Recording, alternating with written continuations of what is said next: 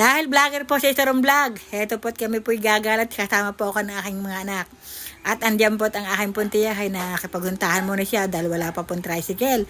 Nang dumating po ang tricycle, narito na po kami sa isa pong barbershop na pinagpapagupitan po ng aking pong mga anak ng mga bata pa po. Ito po ang suki po namin sila.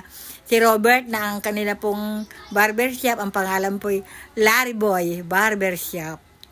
Matagal na po ito at hanggang sa naging 5 na po sila. Daddy po'y dadalawa at daddy po'y hindi po kanilang pwesto ito. At ngayon po yung naging makabago na talaga. At di aircon na. Ayan po ang kanila pong barbershop. At dyan naman po mabibili po kayo sa gaganda po nilang gumupit ng mga buhok. Diba, iba po talaga at makabago pa. Makabago na, hindi po gaya dati na talaga pong iba. At ayan po ang may-ari na talaga pong followers ko po doon siya. At siya po na i-vlog ko ang kanya puro barbershop. Larry Boy Barbershop. Nasa dyan pong napakaganda at marami pong nagpapagupit sa kanila.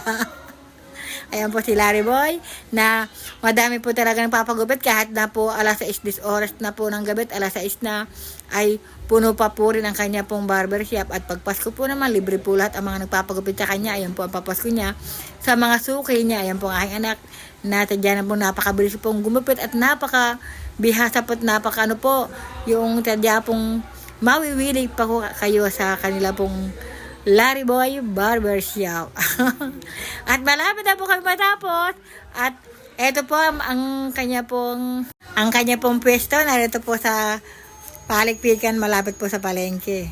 Tingnan nyo naman baka po kayo mapapabig. Ay dito po kayo magpagupit kay Larry Boy Barbershop. At nang kami po na may nakapagpagupit na, dito naman po kami sa bilihan po ng ulam. At bibili po kami at pumunta po ako sa aking pong kaibigan na bilihan po ng chicken. At hindi ko na po pinakita siya dahil ito po ilabag po sa amin. At dito po naman sa bilihan po ng isda na may nag-aalok po sa amin. At ayan po ay aking pong sponsor po sa damit. Yung iba ko po sinusuot ay galing po sa kanya. Pagkatapos ko po bumili ng isda, ito po at bumili naman po kami ng mga gulayin na uulamin po namin ngayong gabi. Para po pag uwi meron na po kaming uulamin at hindi na po kami bibili ng bilingyari. At ito po naman ang pamilihan bayan ng Balayan. Nasadya po namang ipakikita ko po sa inyo.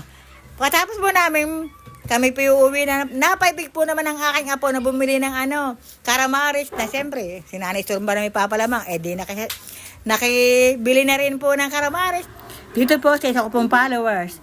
Ayan at kami po sa kayo na po at inassist po kami na isa ko po rin followers na tiga Barangay 11.